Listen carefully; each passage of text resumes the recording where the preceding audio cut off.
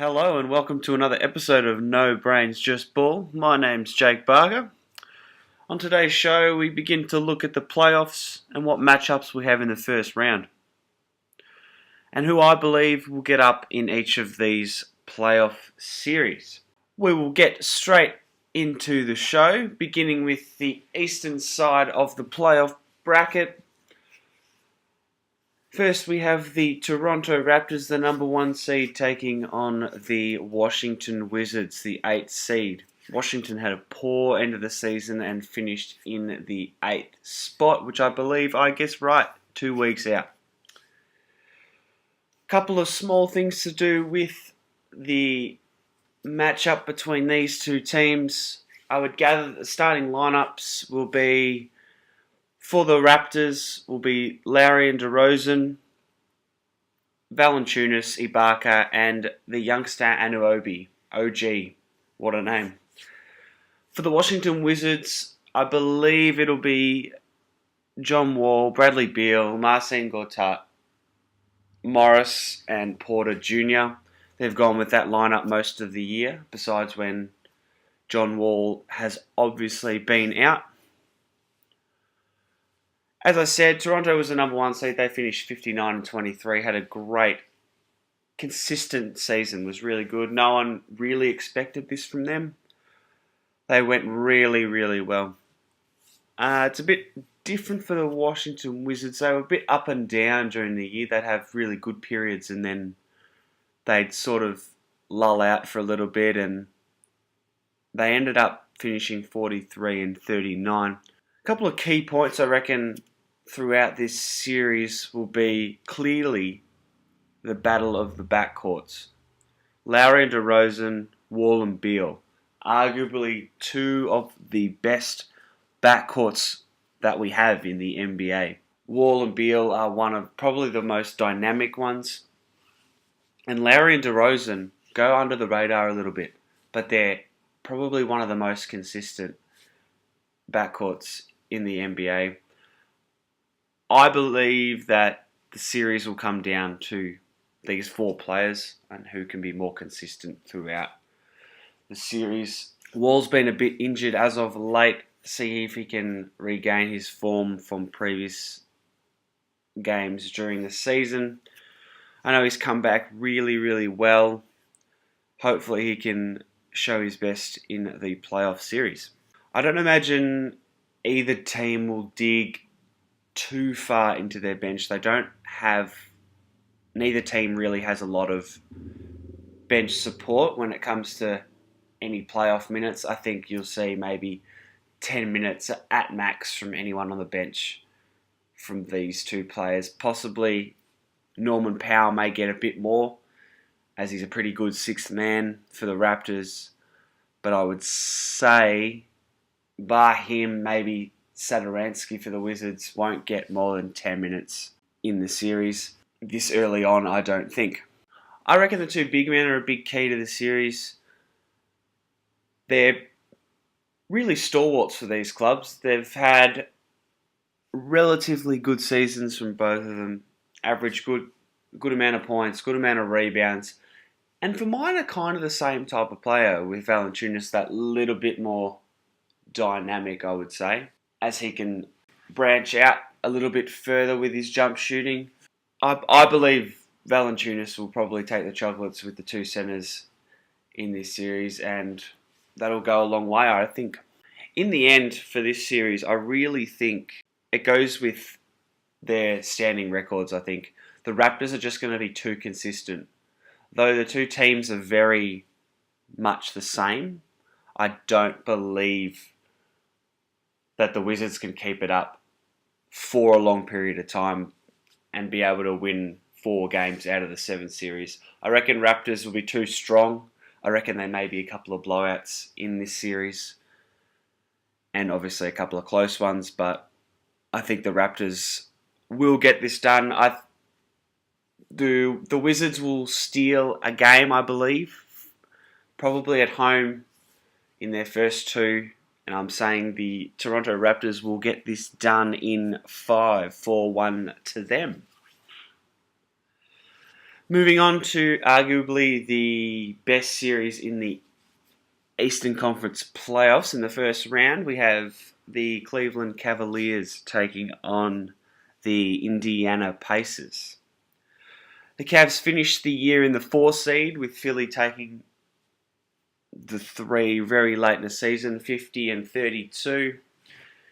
Indiana have had the 5th position pretty sewn up in the last couple of weeks, finishing 48 and 34. Starting lineups for the Pacers, I believe Collison will start at the point. Victor Oladipo, who's had a fantastic season and probably will win not Rookie of the Year. He will win Most Improved. I believe he's had a phenomenal season. Bogdanovic at the small forward.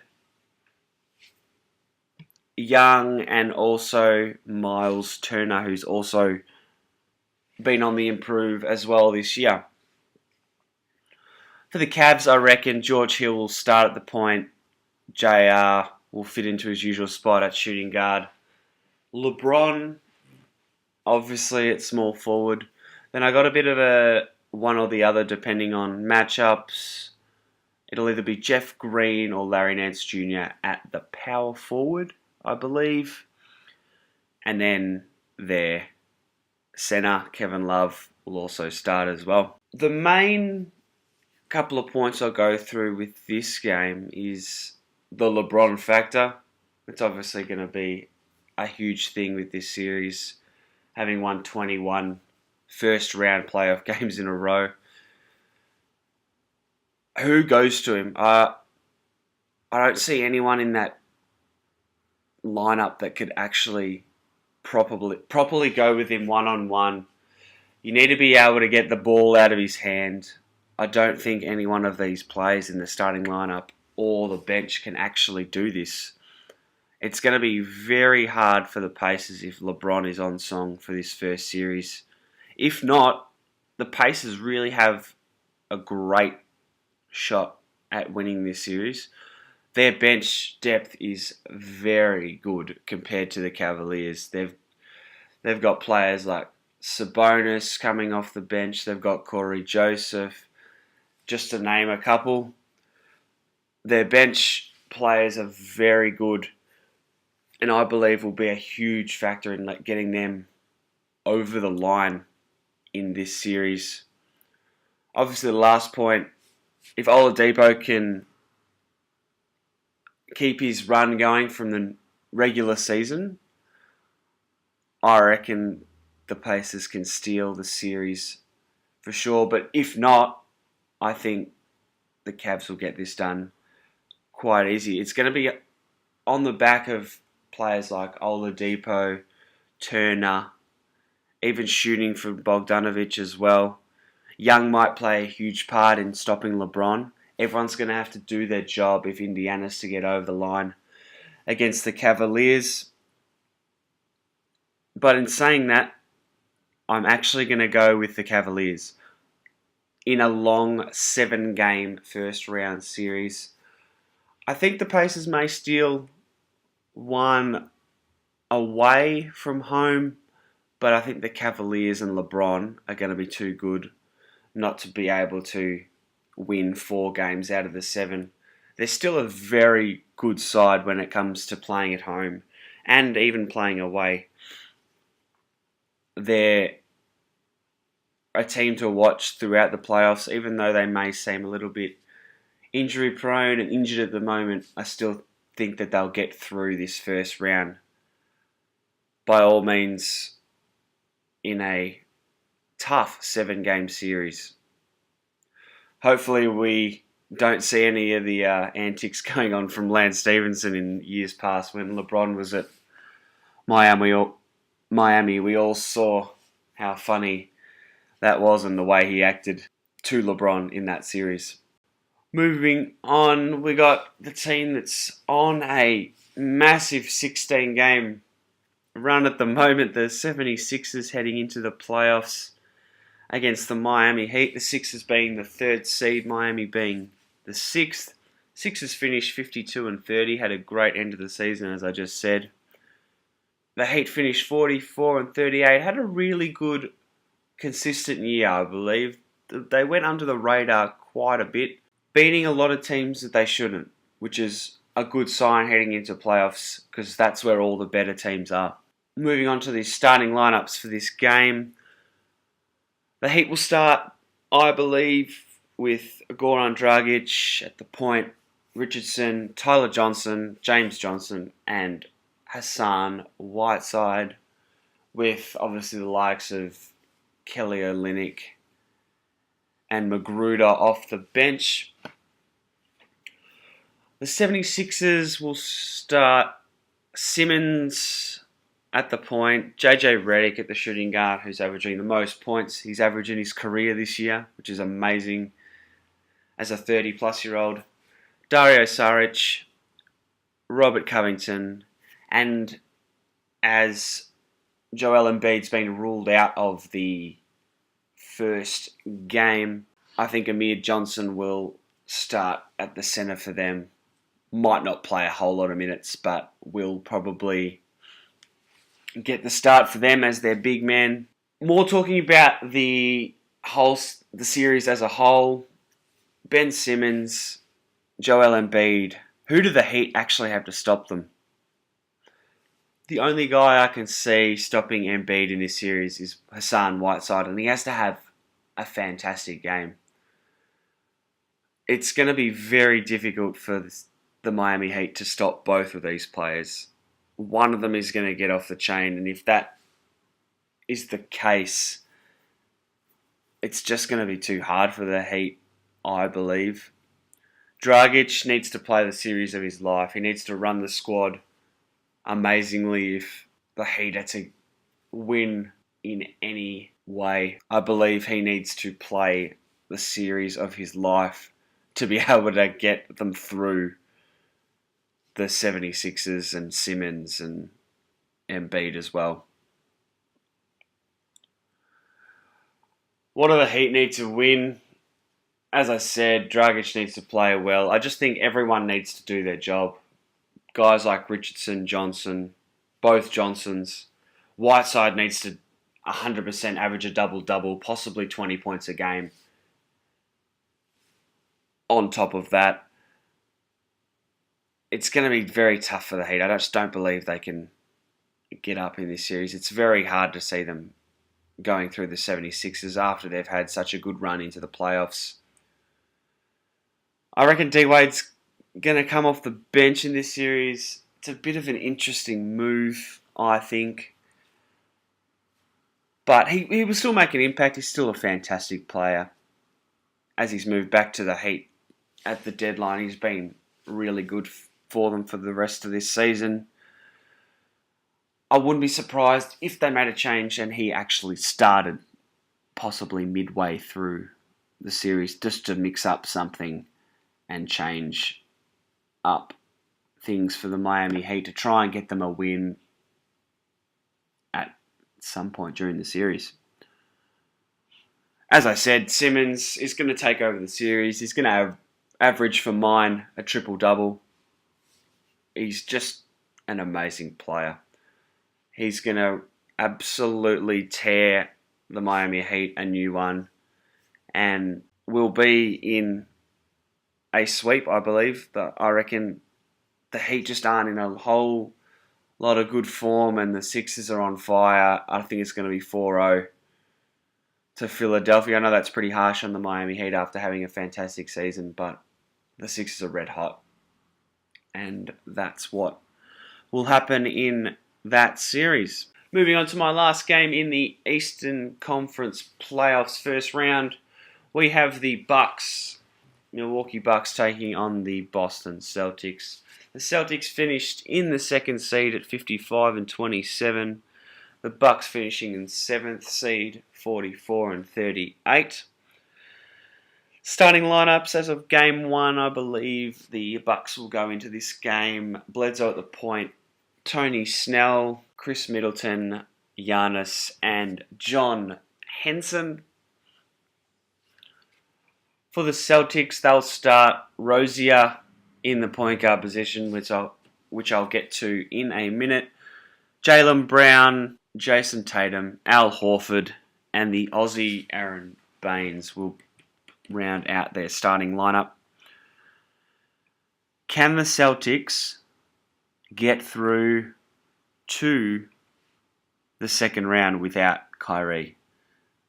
It's going to be very, very difficult. Though Rozier has shown then when he starts, he plays really well, but is he a Kyrie Irving? Kyrie Irving has that point of difference in his game and would be the clearest, maybe not the clear standout player of the series, but would be the Celtics' clearly best player in the series. With no Kyrie, it's going to be very hard to run the offense. I think Kyrie is very, very good at doing that.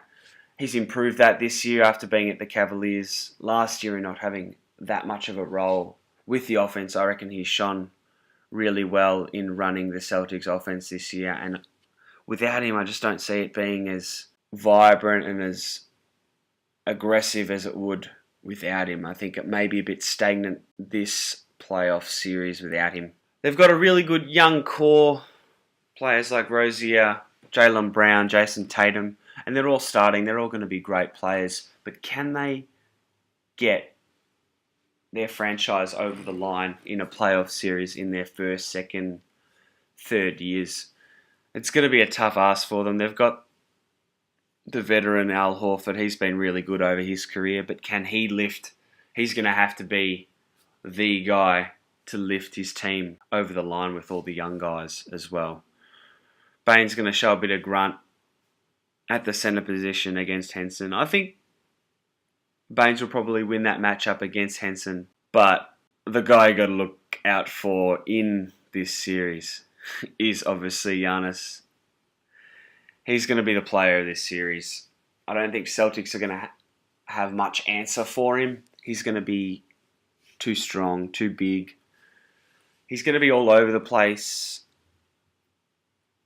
And they really don't have anyone who can play on him, I don't think. Possibly Tatum, but then you worry about his strength. You could play Horford on him, but then you worry about his quickness and agility. It's going to be a tough matchup for the Celtics. They've got to play him really well on each end of the floor. Someone may have to pick him up on the offensive end, and then someone else may have to pick him up on the defensive end. He's going to be very hard to match up on for the Celtics this series. If Giannis can score the ball really well, this series is going to be a hard one for the Celtics to get over the line. As injuries happen, Celtics don't have too much of a bench. Unfortunately, they've got a few injuries at the moment. In saying that, the Milwaukee Bucks have a young gun on the side in the second unit in Jabari Parker. He's been a bit injury prone the last couple of years, but he's looked fantastic in this second half of the season. And if it came to having both second units out on the floor, Jabari would absolutely dominate. I think the Celtics wouldn't have anyone to combat him. The Bucks have Delly coming back into that second unit, I'd say. But Jabari would be the one to tear the Celtics apart there and would be too strong. I've actually gone for an upset in this series. I'm going with Milwaukee in a tight 6-game series. I think there may be one blowout in the 6 games. The rest of them, I believe, will be 5 points or under, which is arguably one of the better series that we'll watch this playoffs. So that's what I've got for the Eastern Conference. Moving on to the West. First series I have is the Houston Rockets taking on the Minnesota Timberwolves. Rockets had a fantastic year, as I mentioned in the last show. 65-17 on the back of James Harden and Chris Paul. That backcourt's absolutely amazing. Capella's improvement as well has been outstanding. Minnesota in the 8th seed, 47-35, pipped Denver at the post in the very last game of the season at home. Went into overtime and they were just a little bit more clutch than Denver were in that game. And they finished in the 8th seed. The starting lineups for the first game, I believe, will obviously be Paul Harden, Trevor Ariza. He's been at the small forward for a long time for them and done such a good job hitting threes and playing good defense. PJ Tucker, who came across from Toronto, I believe. And then their big man at centre, Clint Capella, having guys like Gordon, Green, Anderson off the bench as well, all shooting threes, I might add. Just to add to that, Paul Harden and Ariza in the starting lineup. The Minnesota Timberwolves haven't got a bad starting lineup to begin with as well. They've got Jeff Teague, Wiggins, Butler, Taj Gibson, the veteran at power forward, and Karl Anthony Towns, who got them over the line in that last game of the season. My first note's just very happy for the Timberwolves to finally get to the playoffs. It's been a long, arduous road for them. After 14 years, they've finally made it to the NBA playoffs.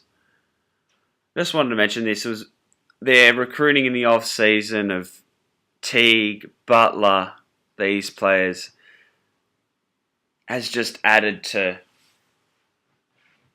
their group, and I think they're going to be a fantastic team to watch in the future with more games together.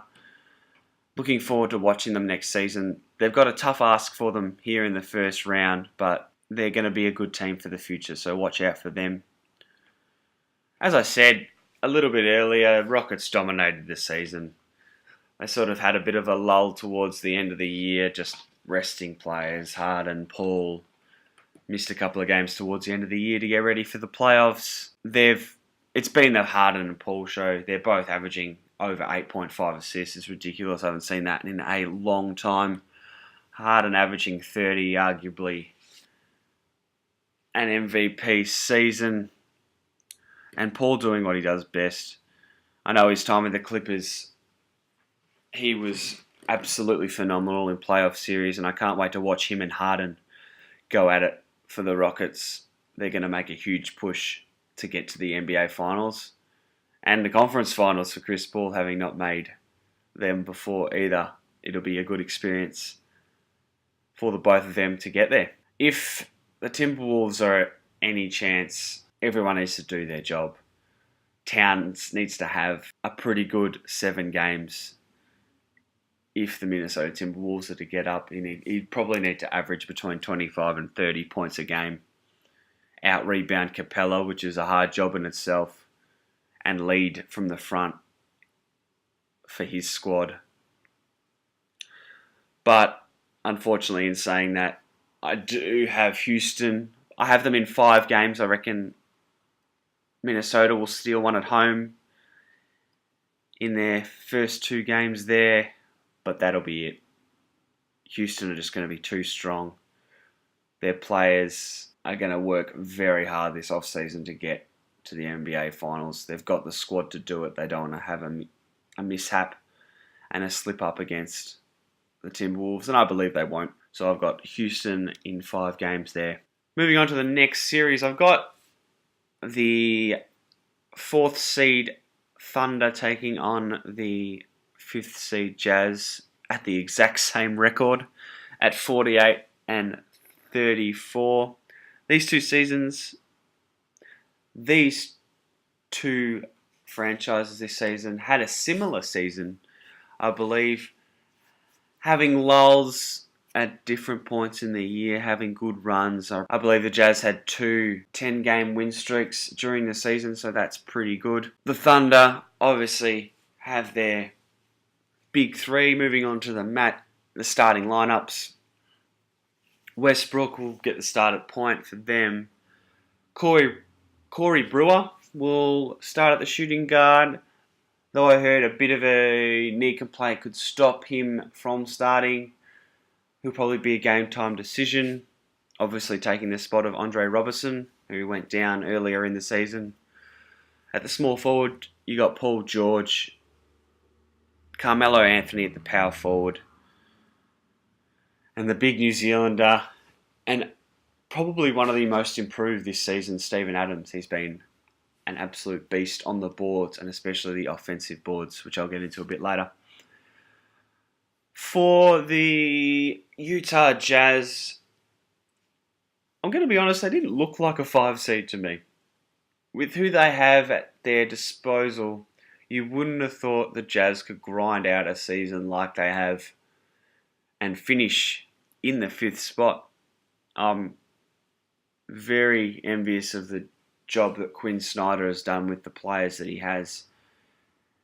And I still believe he's one of probably the top 4 or 5 coaches in the league. For the Utah Jazz, they'll start with Ricky Rubio, the rookie sensation Donovan Mitchell, Joe Ingles, the Aussie, will start at small forward, Derek Favors at the power forward, and Rudy Gobert at centre. One of the main points I had for this series is who goes to Westbrook? Do you try and stop him, or do you let him go and try and stop the other players? If you were to try and stop Westbrook, I would probably have Mitchell on him, even though Mitchell's at the shooting guard position. I think Mitchell's dynamic enough to go with him on both the defensive end and the offensive end. He's got the offensive game to make Westbrook accountable. And if they can get any points through Mitchell, that'll make Westbrook think that he's got to score and he's got to be the man. Even though he will be that guy, he's just got to know he's got to think about Donovan Mitchell as well as trying to run his offense. Rubio, I think, will match up on Brewer just to cross the guards over there as well. My next point, can the Jazz grind it out against the Oklahoma City Thunder? As we all know, they've got the big 3, and that doesn't even include Steven Adams, who's been a massive player for them this year. The Jazz are a gritty team. They're going to have to grind this one out if they want to get over the line. They're a great team. I look forward to watching this series. It's probably one of my favourite series of the playoffs in the first round. I'm going to watch this in very close proximity and really get into it, I'm sure. Adams versus Gobert is probably going to be my favourite matchup of the series. Fantastic defensive players, both of them. Both should be in line for defensive player. I don't believe Steven Adams is, though Gobert has been massive this year for the Jazz, averaging 11 plus boards and 2 blocks a game on top of that. He's a really good fit for this squad. He complements players like Ingles and Rubio and even Mitchell really well underneath the basket. As does Adams for the Oklahoma City Thunder. He does all the dirty work. Gets the likes of Westbrook, George, Anthony, second shots. He's the best offensive rebounder in the game at 5 offensive rebounds per game. By doing that, it gets your team an extra couple of possessions that you may not have scored on by putting up a bad shot. He's just the guy you want on your team. Doesn't ask for much, doesn't get a lot of plays run for him. Just manages to find points, gets to the line as well, and does all that gritty work for the likes of their big 3. And does deserve a lot of credit in the way that OKC have played this year in getting to the record of 48 and 34. In this series, I believe it's going to be one of the best, as I said before. And in a tight series, I'm going to go with the Oklahoma City Thunder in 7. They will get it done at home in the very last game. It's going to be a series to watch. I can't wait to get into that one. Moving on, we've got the Portland Trail Blazers, who finished in the 3rd seed, believe it or not, and the Pelicans from New Orleans, who finished in the 6th seed. Portland finished the season at 49 and 33. Pretty much had the 3rd seed sewn up for a while. Looked a bit shaky there when Lillard went down towards the end of the season, but they managed to steady and get the job done there and finish 3rd. Pelicans finished 48 and 34. Moving on to the starting lineups, who I believe will start for the Trailblazers. Obviously, the backcourt of Lillard and McCollum. Then you got Turner at the small forward, I believe. Al-Farouq Aminu possibly at the power forward, and Yusuf Nurkic at the centre, who's had a pretty decent season for them.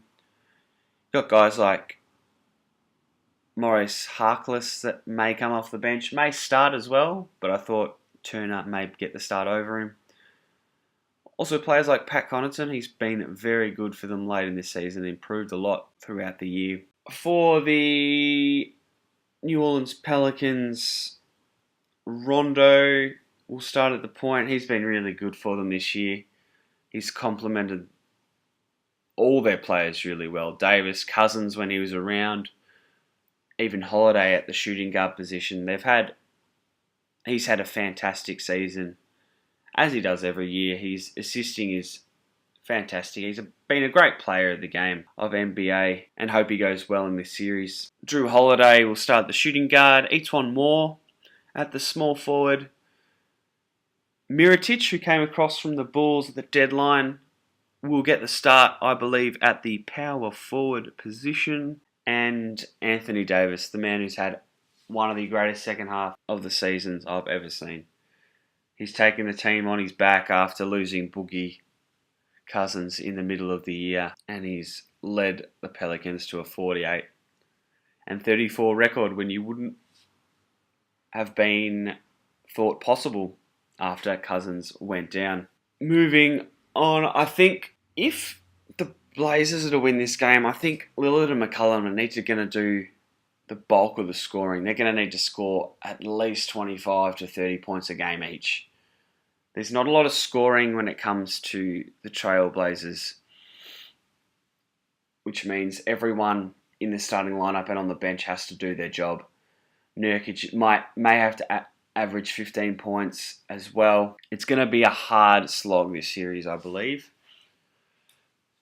The Blazers are going to have to play some pretty good defense, as the Pelicans are pretty offensively minded, with the likes of Holiday in the shooting guard, Etuan Moore, great 3-and-D player. Even Mirotic, a stretch 4, loves to get out to the 3. Aminu's going to have his work cut out there at the power forward position. He's a great rebounder as well, Mirotic, and he's a great shooter. So he's going to be one of the guys there. And obviously the big guy, Anthony Davis, who's going to stop him? Is Nurkic good enough to stop him? Blazers don't have anyone on their bench either, so Nurkic is going to have his hands full throughout the entire series. As I just mentioned, Mirotic, a fantastic player. Great pickup for the Pelicans after Boogie went down. Gives them a little bit more scoring. Could join the second unit as well as a 3-point shooter. They've got the likes of Ian Clark off the bench as well. He's been great for them this season as their 6th man. I don't imagine they'll use much of their bench besides that, but I don't think they're going to need to with the guys they have in their starting lineup. As do Portland. Portland don't have much coming off the bench either, as I said before. Pat Connaughton, they've got Shabazz Napier, good, decent point guard off the bench. Won't get too many minutes. Ed Davis and Zach Collins, the rookie. They've all been good this season. They're going to need a massive effort if they're to stop Anthony Davis, those big men. They're going to have to do a good job on him. I think Portland are going to need a big third scoring option in this game. They've obviously got the 2 guards, But if they're to win this series, they're going to need the likes of a Turner or a Minu, even Nurkic, to be up around that 15 point per game player to score enough to get over the line. Pelicans just have a few more scoring options. Moore can hit threes. Mirotic can score the ball. Holiday scores the ball, was a point guard. Obviously, the big man, Anthony Davis. And then they've got Rajon Rondo, who can assist them all in scoring and get them open. So I think it's going to be a very tight and good series, this one. A very underrated series. I don't think it'll get talked about a lot, but I reckon it'll be one of the series to watch. I'm going to go with a tiny little bit of an upset. Even though they're playing well, I think the Pelicans are going to get up in 6 games. They'll win a tight one at home to finish it in game 6 there. Moving on to my last game and playoff preview. What a series to review. It's the Golden State Warriors and San Antonio Spurs. What a series this is. Can't believe it's a round 1. It's absolutely ridiculous.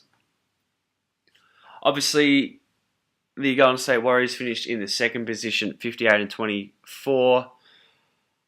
Had the second seed sewn up well before the regular season finished, as the Houston Rockets were 7 games ahead of them. And then the Portland Trail Blazers were 8 or 9 games behind them. So they've been in that spot for a while. San Antonio Spurs lost a few games towards the end of the year, which pushed them right down to the 7th seed, which is amazing. I'm also amazed at what Pop can do with this team, and I'll get into that a little bit later. For the starting lineups for the first game, obviously Curry is out. So I think they won't use a young guy. They're going to use a guy with playoff experience. He may not be the point guard, but I think Iguodala will start in the starting 5, along with Klay Thompson, Kevin Durant, Draymond Green, and the big man JaVale McGee for the Golden State Warriors. For the San Antonio Spurs, they do have a young starting lineup, reasonably young starting lineup with 2 older veterans. DeJounte Murray, who's been pretty good this season. He's played well, led the squad really well in some games. Patty Mills, the Aussie, will start at the shooting guard position. Danny Green, great 3-point shooter, great defensive player. Kyle Anderson will start. Don't know how many minutes he'll get. And obviously the big centre, LaMarcus Aldridge. He's had another good year, pretty solid, and will be looking to add to his playoff wins. Talking on Aldridge, I believe he needs to have a big series if the Spurs are any chance to get over the line against the Warriors. The Warriors don't really have that centre position player that will play the whole game. The likes of McGee and Pachulia won't play that often, if at all. I've seen JaVale's been playing the first 10 minutes of the game and then sitting out. I think the Warriors like to go with a bit of small ball with Draymond Green at the 5, which may be able to help Aldridge in scoring more points with having the shorter Draymond Green, only by a little bit, but the shorter Draymond Green on him maybe can expose that matchup just a little bit. He's been in a good stretch of form lately, so maybe he can take that and run with it in the playoffs. Even though the Warriors are without Curry, I think Kevin Durant will take over this series. No problems. He'll lead from the front and show why he's one of the greatest players we have in the league today. He'll average 27, 28 points per game. Wouldn't be surprised if he averaged 5 assists and 5 rebounds on top of that as well. He'll lead the squad in this first round and get them through to the second, where Curry can join them there. All benches from both squads look really good, starting with the Warriors. Players like Quinn Cook, who's been a revelation this last back end of the season. With Curry being out, he's been shooting the lights out. Really good for him. Got that last playoff spot in the squad. Unfortunately, Omri Caspi was waived in March, so good on Quinn Cook for pushing out a veteran and arguably a really good three-point shooter. I'll use probably a bit of Kevin Looney, Sean Livingston, who's been there for a long time and done such a good job as their backup point guard. And the big man, David West, who got his first ring last year and went to the Warriors in last year's off-season. He'll add to the minutes there. For the Spurs, they've got a decent bench as well, with the two old fellas, Tony Parker and Manu Ginobili, still doing their things, probably only playing a max minutes of probably about 15 to 20. I wouldn't say they play any more than that in a playoff series against the Golden State Warriors. They're just going to be run off the court if they do. They've got guys like Pau Gasol as well off the bench. Can be a huge player for the Spurs if they can exploit the second units, if they get to that. And also Rudy Gay. He's been a fantastic player for many years and hopefully can add some veteran experience for the Spurs in crunch time. If this series is run at a Golden State pace, I don't think it's going to be a good series for the Spurs. They're going to get out, they're going to run, they're going to pull up, and if they're knocking down their three-pointers, it's going to be very difficult for the San Antonio Spurs to stay with them throughout the series. And that's why I believe the Golden State Warriors are going to get it done relatively easy. I find it weird saying that, a Warriors-Spurs series being done easy, but I just think the Warriors are going to be too fast and too on their game from three for the Spurs to be able to handle them throughout the first round of the playoffs. So, all in all, they are my tips for the first round of the playoff series. Just to recap, I've got the Toronto Raptors in 5. I've got Cleveland in a tough 7-game series. I've got Philadelphia in my only sweep in the first round. I've got an upset of Milwaukee to take out the Boston Celtics in 6 games. The West, I've got Houston Rockets winning in 5 with the Timberwolves stealing 1 at home. In the Thunder versus the Jazz, I've got Oklahoma City in a tough 7-game series, their last win coming at home. In a close one, Blazers versus Pelicans, I've got the Pelicans in 6. And the last one, as I just mentioned before, I've got Golden State running over the top of the San Antonio Spurs in 5. As always, thanks for joining us on another episode of No Brains Just Ball. Don't forget to follow us on Twitter at NBJBPod. And also follow us on SoundCloud as well at No Brains Just Ball. Thanks for joining us on another episode, and we'll see you soon.